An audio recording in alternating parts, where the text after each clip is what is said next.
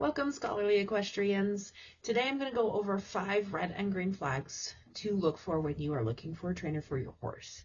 Now, to start off with, I'm going to go into the caveat that, obviously when you're looking for a trainer, you're going to look for something for what you want. If you want dressage, you're going to look for a dressage trainer. If you want cutting, you're going to look for a cutting trainer, obviously. So you're going to look for discipline or project horse or problem horse specific trainers. Somebody who starts a horse is not always gonna be one that finishes a horse, and vice versa. Somebody who finishes horses is not one that starts them. Some trainers start horses and finish them for a while, and then they get to a certain point where they only want to do one or the other.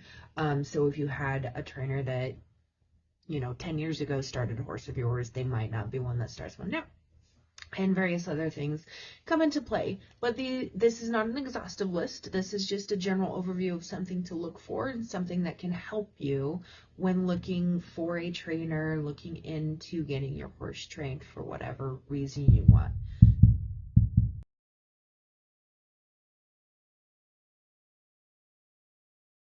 So the first red flag obviously would be harsh or abusive training methods, right? A trainer who utilizes fear and punishment and dominance as their basis for training a horse generally does not have a good foundation for training these horses and a good foundation put on these horses, and the horse will always end up fearing something more than the person, whether it's the trainer, whether it is the owner, whether it is just any person handling the horse. There's always going to be something a little bit scarier, because this comes down to that horse, is learning to fear and obey and comply with it based off of the fear of what can happen to it, what may happen, right? Whatever abusive punishment styles have been worked.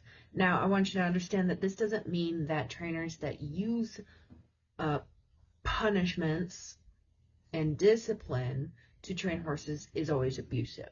There is a line, and there's a fine line between being assertive and being firm, but as well as being fair and being understanding to the horse and helping the horse understand the human aspect of their language, right? As trainers, we use the horse language, we use the body language and everything, but we have a human aspect to it. We have a human understanding and essentially dialect in a way of that horse language that we are then teaching the horses, right? So they have to understand what we are asking, and we have to be good communicators to that horse.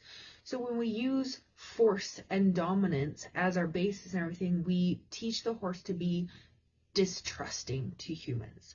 So that fear that they're developing everything is always going to be there, but something is going to always be more fearful than we are. We're not establishing confidence and a reliability in humans in these horses when using those tactics.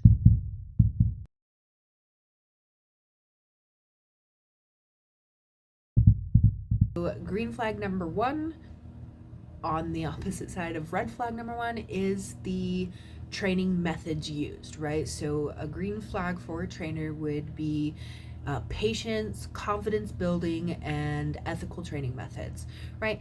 And there's a wide variety of what that can include and what that means, right? So a positive reinforcement only trainer isn't necessarily good or bad. I know there's a lot of people that either hate it and a lot of people that love it, right? That's more in the realm of like your personal preference. But they're not overly harsh, they're not beating on the horse, they're not being unfair in discipline and punishment on the horse and everything. And when I say punishment, again, I'm not saying that you're beating on the horse and everything else, but horses do. Punishment is a necessary tactic in training and everything else. It's just how one goes about it. So clear and effective training methods where you can see that the horse is understanding what is expected of them in the training, right? So in one of my red flag examples, I briefly talked about the mare who is always just on edge, always worried about everything, and how I worked with her and different stuff. So in the training that I did with her and slowing it down and just taking the time to really establish things and keeping her on that lunch line, It was clear, effective method of training for her to understand that no, if you did too much, you were just gonna stop. Just stop, right? And breathe. If I ask for a walk and you go into a trot, then we're gonna stop. I'll give you 2 to 3 strides, depending, and let you figure out. And eventually she figured it out. But it took her a little bit. But it was patient and it was kind. It was what she needed. And I never got harsh. I never got after her about something and said that she needed to, stop. But there were times when I was more firm than other times because it still wasn't coming clear across that she needed to stop or slow down, whatever it was that I was asking her to do. And she just was ignoring it, right?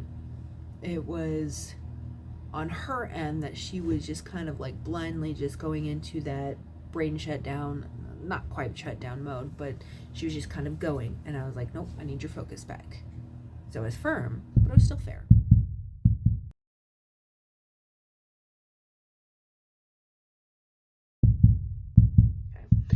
So flag number 2 is a lack of clear communication.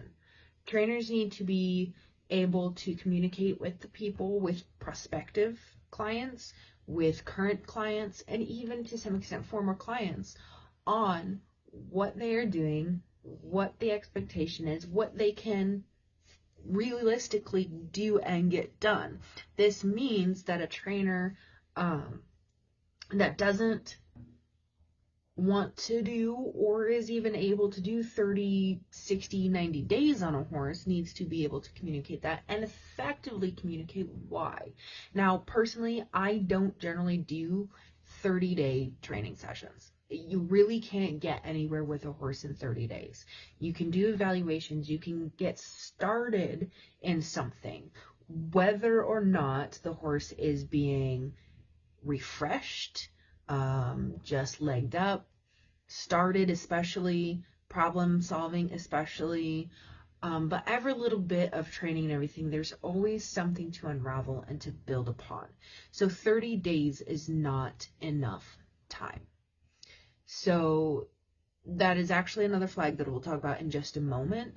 But the communication there would be to a potential client in this case, but even a current client or whatever, and say, hey, this isn't enough time because we are not established in a routine. We're not established in anything. We're still building upon the blocks and the foundations. And a lot of times if you're refreshing a horse, restarting a horse, different things, there's usually holes that have to be fixed. And there's different things to unravel. There's trauma in horses, fear, different things. 30 days is like an initial evaluation period to see where that horse is at and how much you can work them. Now, you can get more done in 30 days doing 5 days a week than, say, 30 days once a week, obviously.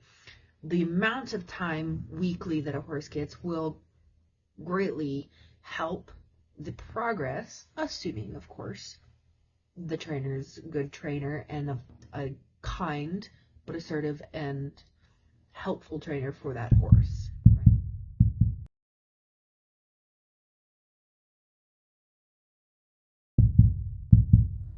Okay, green flag number 2 is clear and honest communication with potential, current, and even potentially former clients of training and whatnot. So we're open and honest about what we're doing, how's it going with the horses, if something is needed.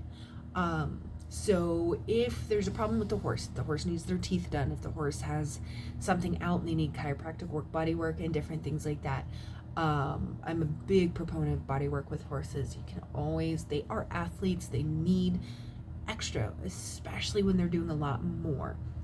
Right, when they're getting different stuff going on and they're going and they're working hard and they're building up that muscle and the stamina and their condition in general, they need body work, right? And that can be, like I said, chiropractic, that could be massage, that can be PMF. It can vary on what it is, right? And the workload that the horse is in, the type of work that they're in, how often, various things can be attributed to it. But generally speaking, once they're going into work and they're doing different stuff, horses do need extra work. but it's our job to understand and know exactly how that can come into play. It can also be communicating on the horse's condition, being like, hey, they need extra protein, they need extra calories, whatever, they're working hard, they're losing weight, they need more, right? And that's not unheard of a horse needing to eat more when they're working more, right? Just like people and dogs and cats and other animals, they're working, they're doing stuff, they're expending energy, and they're burning up calories. They're gonna need something to help them out. They're gonna need protein for building that muscle. They're gonna need the forage and the roughage and grain maybe to increase the calories that they consume and burn and build up all those physical attributes so you don't have other problems, right? So that also goes into communication. That also goes into helping horse and owner and everything else, not just how the training's going and how the horse is working and what you're working on. That is super important too, but it also goes beyond that and how you can help build that horse up and keep things in a positive direction.